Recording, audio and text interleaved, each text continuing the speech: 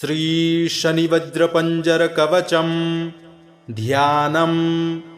नीलांबरो नीलवपुः किरीटी ग्रध्रस्थितस्रासकरो धनुष्मान् चतुर्भुजः सूर्यसुतः प्रसन्नः सदा मम स्याद्वरदः प्रशान्तः। ब्रह्मोवाच शृणुध्वं ऋषयः सर्वे शनिपीडाहरं महत् कवचं शनिराजस्य सौरेरिदमनुत्तमं। कवचं देवतावासं वज्रपञ्जरसंज्ञकं शनैश्चरप्रीतिकरं सर्वसौभाग्यदायकम्। ॐ श्री शनैश्चरः पातु भालं मे सूर्यनन्दनः। नेत्रे छायात्मजः पातु पातु कर्णौ यमानुजः। नासां वैवस्वतः पातु मुखं मे भास्करः सदा। स्निग्धकण्ठश्च मे कण्ठं भुजौ पातु महाभुजः। स्कन्धौ पातु शनिश्चैव करौ पातु शुभप्रदः। वक्षः पातु यमभ्राता कुक्षिं पात्वसितस्तथा। नाभिं ग्रहपतिः पातु मन्दः पातु कटिं तथा। ऊरू ममान्तकः पातु यमो जानुयुगं तथा। पादौ मन्दगतिः पातु सर्वाङ्गं पातु पिप्पलः। अङ्गोपाङ्गानि सर्वाणि रक्षेन्मे सूर्यनन्दनः। इत्येतत् कवचं दिव्यं पठेत् सूर्यसुतस्य यः न तस्य जायते पीडा प्रीतो भवति सूर्यजः। व्ययजन्मद्वितीयस्थो मृत्युस्थानगतोऽपि वा कलत्रस्थो गतो वापि सुप्रीतस्तु सदा शनिः। अष्टमस्थे सूर्यसुते व्यये जन्मद्वितीयगे कवचं पठते नित्यं न पीडा जायते क्वचित्। इत्येतत् कवचं दिव्यं सौरेर्यनिर्मितं पुरा। द्वादशाष्टमजन्मस्थ दोषान्नाशयते सदा। जन्मलग्निस्थितान् दोषान् सर्वान्नाशयते प्रभुः। ब्रह्मोवाच शृणुध्वं ऋषयः सर्वे शनिपीडाहरं महत् कवचं शनिराजस्य सौरेरिदमनुत्तमं। कवचं देवतावासं वज्रपञ्जरसंज्ञकं शनैश्चरप्रीतिकरं सर्वसौभाग्यदायकम्। ॐ श्री शनैश्चरः पातु भालं मे सूर्यनन्दनः। नेत्रे छायात्मजः पातु पातु कर्णौ यमानुजः। नासां वैवस्वतः पातु मुखं मे भास्करः सदा। स्निग्धकण्ठश्च मे कण्ठं भुजौ पातु महाभुजः। स्कन्धौ पातु शनिश्चैव करौ पातु शुभप्रदः। वक्षः पातु यमभ्राता कुक्षिं पात्वसितस्तथा। नाभिं ग्रहपतिः पातु मन्दः पातु कटिं तथा। ऊरू ममान्तकः पातु यमो जानुयुगं तथा। पादौ मन्दगतिः पातु सर्वाङ्गं पातु पिप्पलः। अङ्गोपाङ्गानि सर्वाणि रक्षेन्मे सूर्यनन्दनः। इत्येतत् कवचं दिव्यं पठेत् सूर्यसुतस्य यः न तस्य जायते पीडा प्रीतो भवति सूर्यजः। व्ययजन्मद्वितीयस्थो मृत्युस्थानगतोऽपि वा कलत्रस्थो गतो वापि सुप्रीतस्तु सदा शनिः।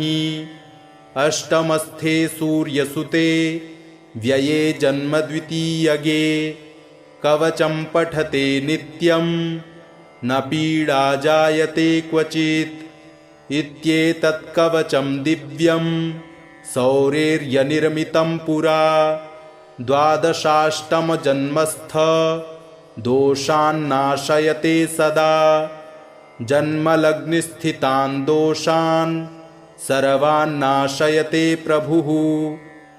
ब्रह्मोवाच शृणुध्वं ऋषयः सर्वे शनिपीडाहरं महत् कवचं शनिराजस्य सौरेरिदमनुत्तमम् कवचं देवतावासं वज्रपञ्जरसंज्ञकम् शनैश्चरप्रीतिकरं सर्वसौभाग्यदायकम्।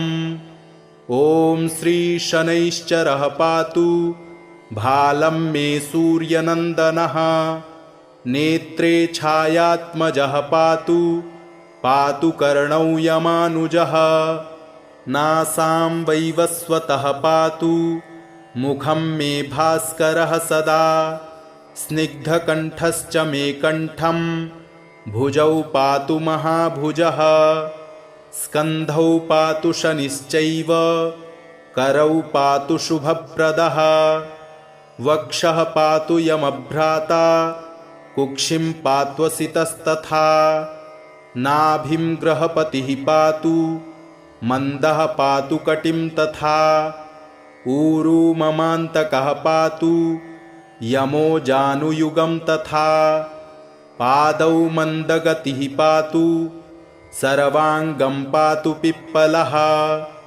अङ्गोपाङ्गानि सर्वाणि रक्षेन्मे सूर्यनन्दनः इत्येतत् कवचं दिव्यं पठेत् सूर्यसुतस्य यः न तस्य जायते पीडा प्रीतो भवति सूर्यजः व्ययजन्मद्वितीयस्थो मृत्युस्थानगतोऽपि वा कलत्रस्थो गतो वापि सुप्रीतस्तु सदा शनिः अष्टमस्थे सूर्यसुते व्यये जन्मद्वितीयगे कवचं पठते नित्यं न पीडा जायते क्वचित् इत्येतत् कवचं दिव्यं सौरेर्यनिर्मितं पुरा द्वादशाष्टमजन्मस्थ दोषान्नाशयते सदा जन्मलग्निस्थितान् दोषान् सर्वान्नाशयते प्रभुः।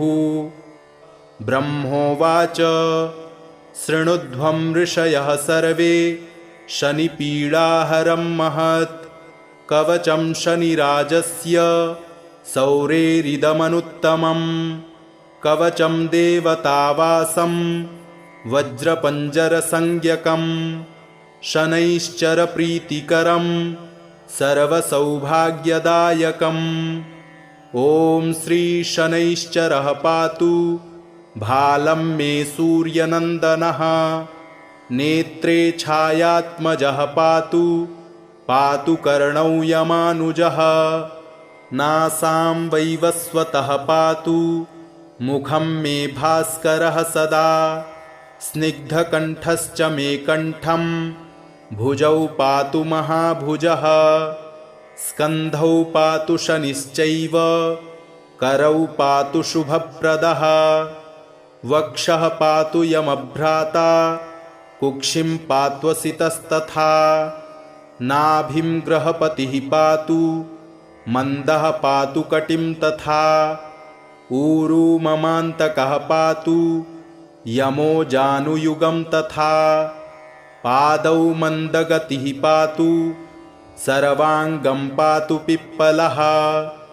अङ्गोपाङ्गानि सर्वाणि रक्षेन्मे सूर्यनन्दनः इत्येतत् कवचं दिव्यं पठेत् सूर्यसुतस्य यः न तस्य जायते पीडा प्रीतो भवति सूर्यजः व्ययजन्मद्वितीयस्थो मृत्युस्थानगतोऽपि वा कलत्रस्थो गतो वापि सुप्रीतस्तु सदा शनिः अष्टमस्थे सूर्यसुते व्यये जन्मद्वितीयगे कवचं पठते नित्यं न पीडा जायते क्वचित् इत्येतत् कवचं दिव्यं सौरेर्यनिर्मितं पुरा द्वादशाष्टमजन्मस्थ दोषान्नाशयते सदा जन्मलग्निस्थितान् दोषान्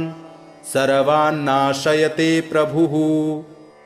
ब्रह्मोवाच शृणुध्वं ऋषयः सर्वे शनिपीडाहरं महत् कवचं शनिराजस्य सौरेरिदमनुत्तमं कवचं देवतावासं वज्रपञ्जरसंज्ञकं शनैश्चरप्रीतिकरं सर्वसौभाग्यदायकम्।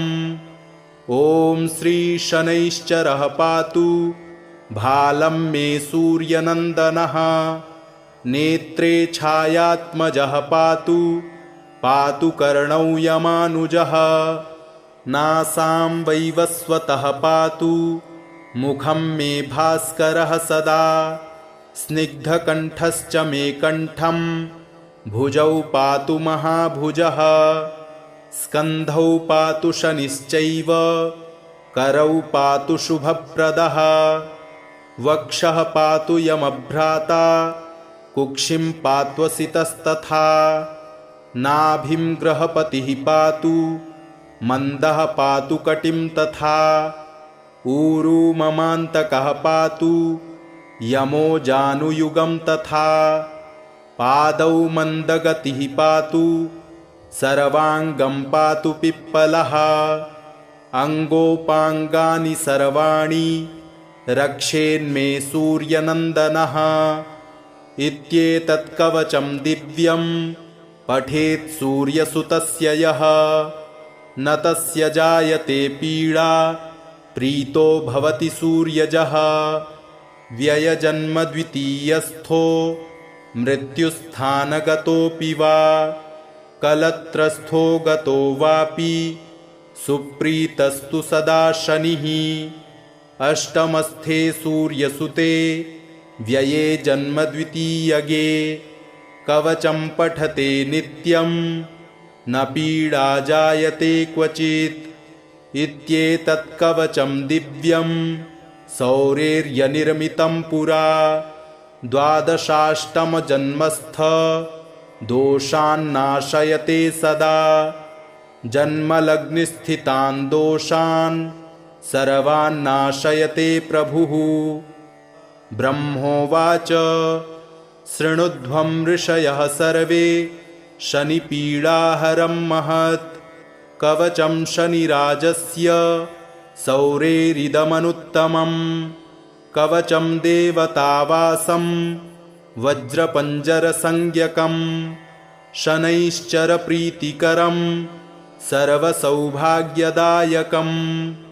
ॐ श्री शनैश्चरः पातु भालं मे सूर्यनन्दनः नेत्रे छायात्मजः पातु पातु कर्णौ यमानुजः नासां वैवस्वतः पातु मुखं मे भास्करः सदा स्निग्धकण्ठश्च मे कण्ठं भुजौ पातु महाभुजः स्कन्धौ पातु शनिश्चैव करौ पातु शुभप्रदः वक्षः पातु यमभ्राता कुक्षिं पात्वसितस्तथा नाभिं ग्रहपतिः पातु मन्दः पातु कटिं तथा ऊरू ममान्तकः पातु यमो जानुयुगं तथा पादौ मन्दगतिः पातु सर्वाङ्गं पातु पिप्पलः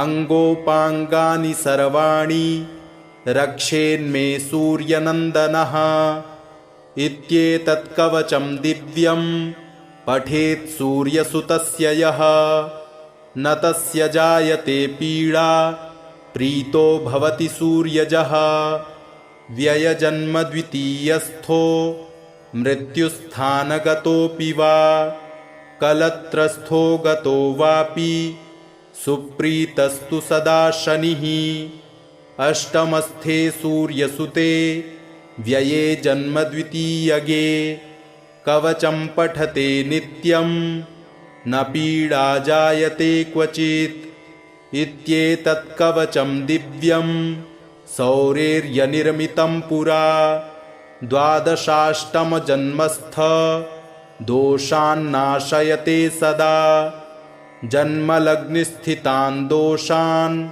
सर्वान्नाशयते प्रभुः। ब्रह्मोवाच शृणुध्वं ऋषयः सर्वे शनिपीडाहरं महत् कवचं शनिराजस्य सौरेरिदमनुत्तमं कवचं देवतावासं वज्रपञ्जरसंज्ञकं शनैश्चरप्रीतिकरं सर्वसौभाग्यदायकम्। ॐ श्री शनैश्चरः पातु भालं मे सूर्यनन्दनः नेत्रे छायात्मजः पातु पातु कर्णौ यमानुजः नासां वैवस्वतः पातु मुखं मे भास्करः सदा स्निग्धकण्ठश्च मे कण्ठं भुजौ पातु महाभुजः स्कन्धौ पातु शनिश्चैव करौ पातु शुभप्रदः वक्षः पातु यमभ्राता कुक्षिं पात्वसितस्तथा नाभिं ग्रहपतिः पातु मन्दः पातु कटिं तथा ऊरू ममान्तकः पातु यमो जानुयुगं तथा पादौ मन्दगतिः पातु सर्वाङ्गं पातु पिप्पलः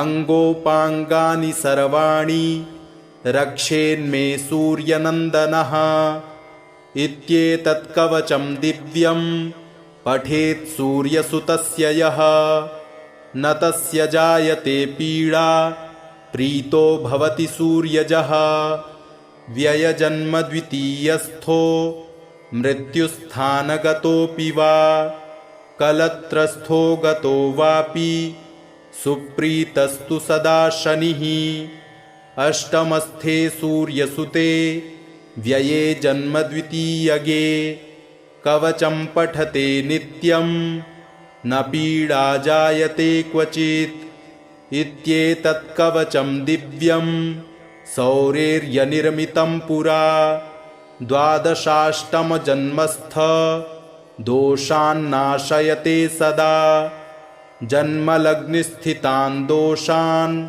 सर्वान्नाशयते प्रभुः। ब्रह्मोवाच शृणुध्वं ऋषयः सर्वे शनिपीडाहरं महत् कवचं शनिराजस्य सौरेरिदमनुत्तमं कवचं देवतावासं वज्रपञ्जरसंज्ञकं शनैश्चरप्रीतिकरं सर्वसौभाग्यदायकम्।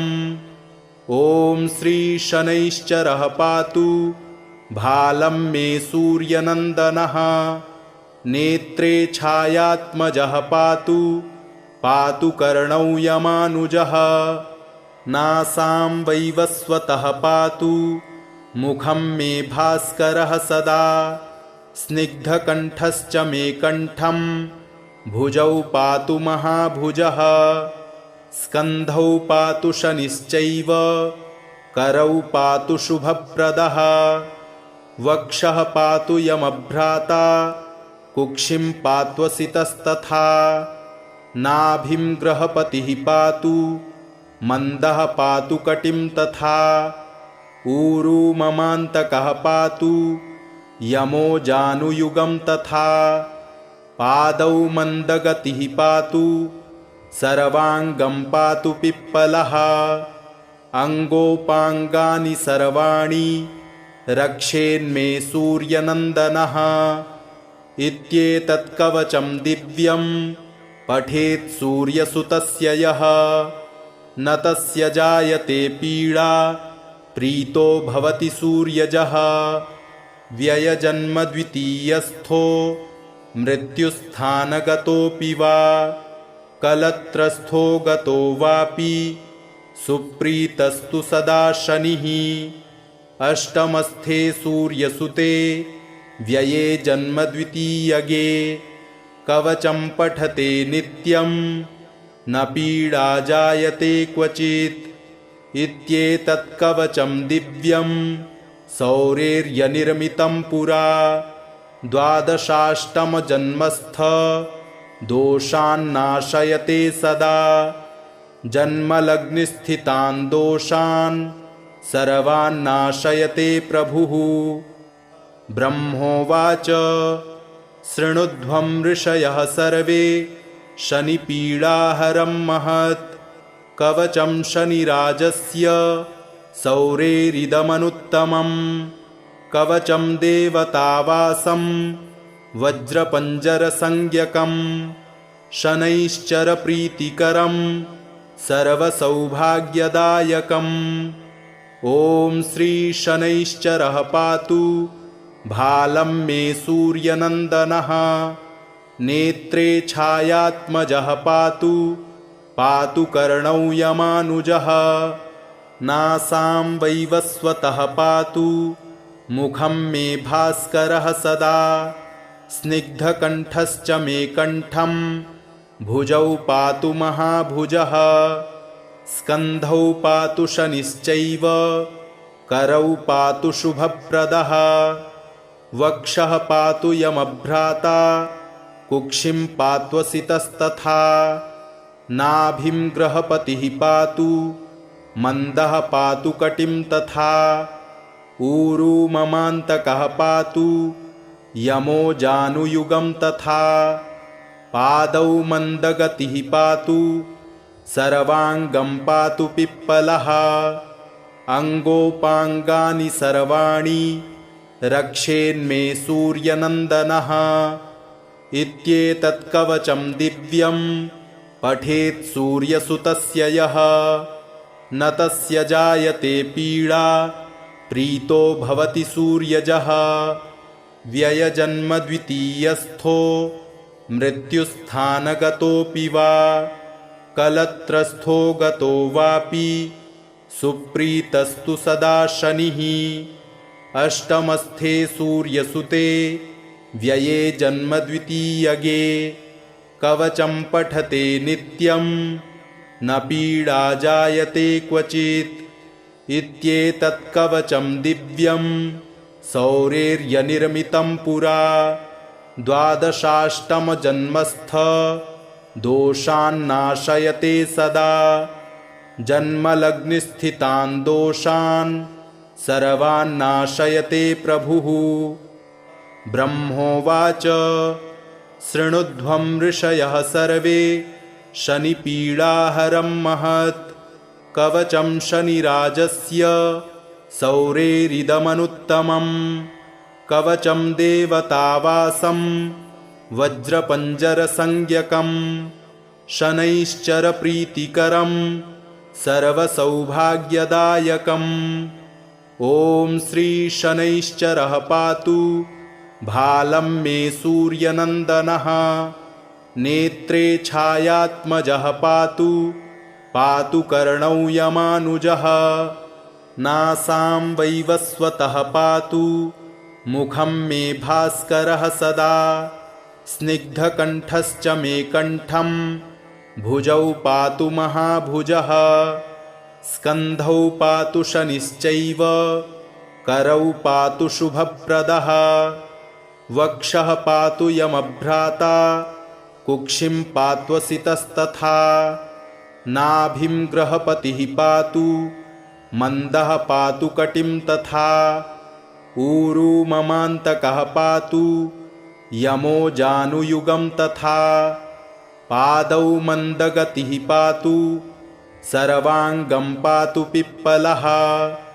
अङ्गोपाङ्गानि सर्वाणि रक्षेन्मे सूर्यनन्दनः इत्येतत् कवचं दिव्यं पठेत् सूर्यसुतस्य यः न तस्य जायते पीडा प्रीतो भवति सूर्यजः व्ययजन्मद्वितीयस्थो मृत्युस्थानगतोऽपि वा कलत्रस्थो गतो वापि सुप्रीतस्तु सदा शनिः अष्टमस्थे सूर्यसुते व्यये जन्म द्वितीयगे कवचं पठते नित्यं न पीडा जायते क्वचित् इत्येतत् कवचं दिव्यं सौरेर्यनिर्मितं पुरा द्वादशाष्टमजन्मस्थ दोषान्नाशयते सदा जन्मलग्निस्थितान् दोषान्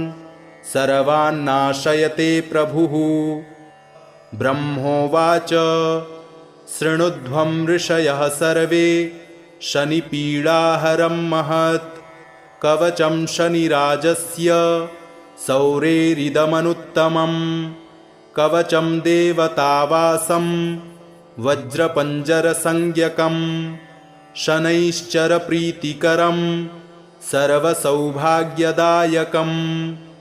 ॐ श्री शनैश्चरः पातु भालं मे सूर्यनन्दनः नेत्रे छायात्मजः पातु पातु कर्णौ यमानुजः नासां वैवस्वतः पातु मुखं मे भास्करः सदा स्निग्धकण्ठश्च मे कण्ठं भुजौ पातु महाभुजः स्कन्धौ पातु शनिश्चैव करौ पातु शुभप्रदः वक्षः पातु यमभ्राता कुक्षिं पात्वसितस्तथा नाभिं ग्रहपतिः पातु मन्दः पातु कटिं तथा ऊरू ममान्तकः पातु यमो जानुयुगं तथा पादौ मन्दगतिः पातु सर्वाङ्गं पातु पिप्पलः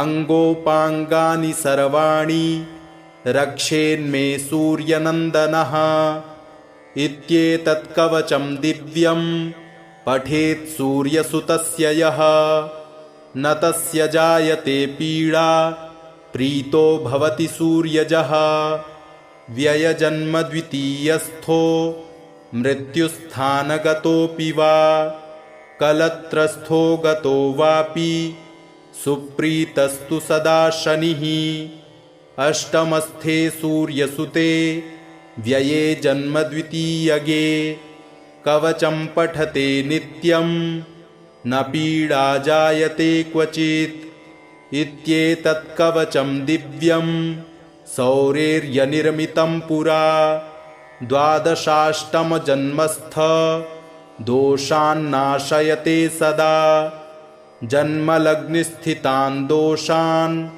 सर्वान्नाशयते प्रभुः।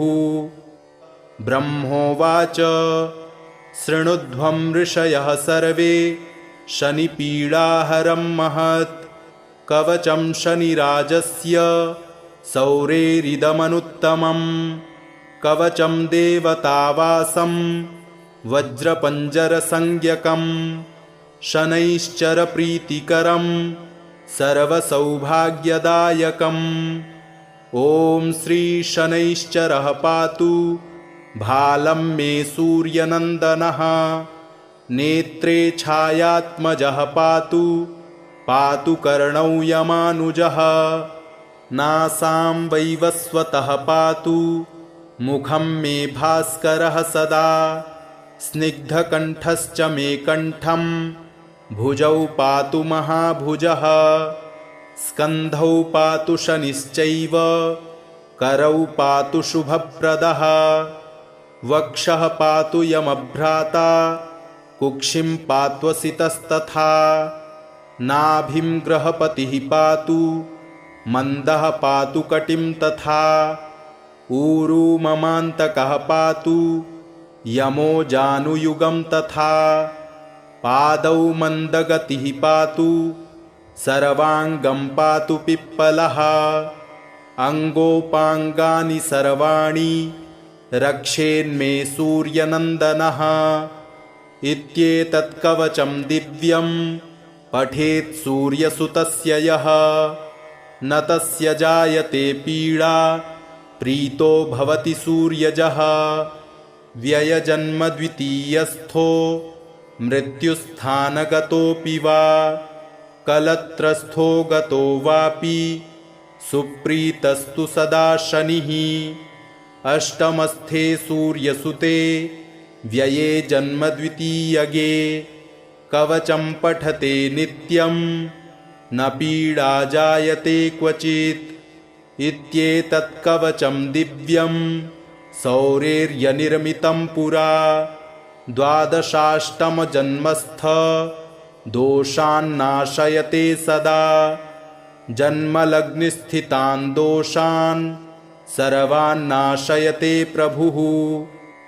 ब्रह्मोवाच शृणुध्वं ऋषयः सर्वे शनिपीडाहरं महत् कवचं शनिराजस्य सौरेरिदमनुत्तमं कवचं देवतावासं वज्रपञ्जरसंज्ञकं शनैश्चरप्रीतिकरं सर्वसौभाग्यदायकम्। ॐ श्री शनैश्चरः पातु भालं मे सूर्यनन्दनः नेत्रे छायात्मजः पातु पातु कर्णौ यमानुजः नासां वैवस्वतः पातु मुखं मे भास्करः सदा स्निग्धकण्ठश्च मे कण्ठं भुजौ पातु महाभुजः स्कन्धौ पातु शनिश्चैव करौ पातु शुभप्रदः वक्षः पातु यमभ्राता कुक्षिं पात्वसितस्तथा नाभिं ग्रहपतिः पातु मन्दः पातु कटिं तथा ऊरू ममान्तकः पातु यमो जानुयुगं तथा पादौ मन्दगतिः पातु सर्वाङ्गं पातु पिप्पलः अङ्गोपाङ्गानि सर्वाणि रक्षेन्मे सूर्यनन्दनः इत्येतत् कवचं दिव्यं पठेत् सूर्यसुतस्य यः न तस्य जायते पीडा प्रीतो भवति सूर्यजः व्ययजन्म द्वितीयस्थो मृत्युस्थानगतोऽपि वा कलत्रस्थो गतो वापि सुप्रीतस्तु सदा शनिः अष्टमस्थे सूर्यसुते व्यये जन्म द्वितीयगे कवचं पठते नित्यं न पीडा जायते क्वचित् इत्येतत् कवचं दिव्यं सौरेर्यनिर्मितं पुरा द्वादशाष्टमजन्मस्थ दोषान्नाशयते सदा जन्मलग्निस्थितान् दोषान् सर्वान्नाशयते प्रभुः। ब्रह्मोवाच शृणुध्वं ऋषयः सर्वे शनिपीडाहरं महत् कवचं शनिराजस्य सौरेरिदमनुत्तमं कवचं देवतावासं वज्रपञ्जरसंज्ञकं शनैश्चरप्रीतिकरं सर्वसौभाग्यदायकम्।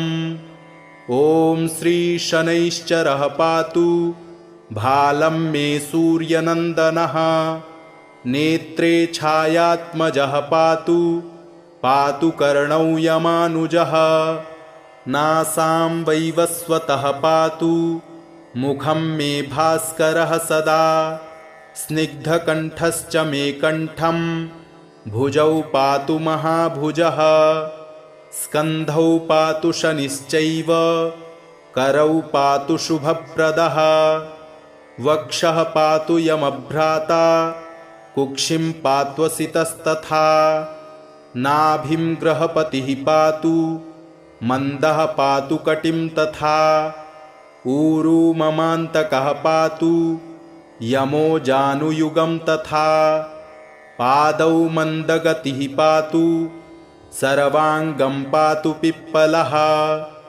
अङ्गोपाङ्गानि सर्वाणि रक्षेन्मे सूर्यनन्दनः इत्येतत् कवचं दिव्यं पठेत् सूर्यसुतस्य यः न तस्य जायते पीडा प्रीतो भवति सूर्यजः व्ययजन्म द्वितीयस्थो मृत्युस्थानगतोऽपि वा कलत्रस्थो गतो वापि सुप्रीतस्तु सदा शनिः अष्टमस्थे सूर्यसुते व्यये जन्म द्वितीयगे कवचं पठते नित्यं न पीडा जायते क्वचित् इत्येतत् कवचं दिव्यं सौरेर्यनिर्मितं पुरा द्वादशाष्टमजन्मस्थ दोषान्नाशयते सदा जन्मलग्निस्थितान् दोषान् सर्वान्नाशयते प्रभुः। ब्रह्मोवाच शृणुध्वं ऋषयः सर्वे शनिपीडाहरं महत् कवचं शनिराजस्य सौरेरिदमनुत्तमम् कवचं देवतावासं वज्रपञ्जरसंज्ञकम् शनैश्चरप्रीतिकरं सर्वसौभाग्यदायकम्। ॐ श्री शनैश्चरः पातु भालं मे सूर्यनन्दनः नेत्रे छायात्मजः पातु पातु कर्णौ यमानुजः नासां वैवस्वतः पातु मुखं मे भास्करः सदा स्निग्धकण्ठश्च मे कण्ठं भुजौ पातु महाभुजः स्कन्धौ पातु शनिश्चैव करौ पातु शुभप्रदः वक्षः पातु यमभ्राता कुक्षिं पात्वसितस्तथा नाभिं ग्रहपतिः पातु मन्दः पातु कटिं तथा ऊरू ममान्तकः पातु यमो जानुयुगं तथा पादौ मन्दगतिः पातु सर्वाङ्गं पातु पिप्पलः अङ्गोपाङ्गानि सर्वाणि रक्षेन्मे सूर्यनन्दनः इत्येतत् कवचं दिव्यं पठेत् सूर्यसुतस्य यः न तस्य जायते पीडा प्रीतो भवति सूर्यजः व्ययजन्मद्वितीयस्थो मृत्युस्थानगतोऽपि वा कलत्रस्थो गतो वापि सुप्रीतस्तु सदा शनिः अष्टमस्थे सूर्यसुते व्यये जन्मद्वितीयगे कवचं पठते नित्यं न पीडा जायते क्वचित् इत्येतत् कवचं दिव्यं सौरेर्यनिर्मितं पुरा द्वादशाष्टमजन्मस्थ दोषान्नाशयते सदा जन्मलग्निस्थितान् दोषान् सर्वान्नाशयते प्रभुः। ब्रह्मोवाच शृणुध्वं ऋषयः सर्वे शनिपीडाहरं महत् कवचं शनिराजस्य सौरेरिदमनुत्तमम् कवचं देवतावासं वज्रपञ्जरसंज्ञकम् शनैश्चरप्रीतिकरं सर्वसौभाग्यदायकम्। ॐ श्री शनैश्चरः पातु भालं मे सूर्यनन्दनः नेत्रे छायात्मजः पातु पातु कर्णौ यमानुजः नासां वैवस्वतः पातु मुखं मे भास्करः सदा स्निग्धकण्ठश्च मे कण्ठं भुजौ पातु महाभुजः स्कन्धौ पातु शनिश्चैव करौ पातु शुभप्रदः वक्षः पातु यमभ्राता कुक्षिं पात्वसितस्तथा नाभिं ग्रहपतिः पातु मन्दः पातु कटिं तथा ऊरू ममान्तकः पातु यमो जानुयुगं तथा पादौ मन्दगतिः पातु सर्वाङ्गं पातु पिप्पलः अङ्गोपाङ्गानि सर्वाणि रक्षेन्मे सूर्यनन्दनः इत्येतत् कवचं दिव्यं पठेत् सूर्यसुतस्य यः न तस्य जायते पीडा प्रीतो भवति सूर्यजः व्ययजन्मद्वितीयस्थो मृत्युस्थानगतोऽपि वा कलत्रस्थो गतो वापि सुप्रीतस्तु सदा शनिः अष्टमस्थे सूर्यसुते व्यये जन्मद्वितीयगे कवचं पठते नित्यं न पीडा जायते क्वचित् इत्येतत् कवचं दिव्यं सौरेर्यनिर्मितं पुरा द्वादशाष्टमजन्मस्थ दोषान्नाशयते सदा जन्मलग्निस्थितान् दोषान् सर्वान्नाशयते प्रभुः। इति श्रीब्रह्माण्डपुराणे ब्रह्मनारदसंवादे शनिवज्रपञ्जरकवचं सम्पूर्णम्।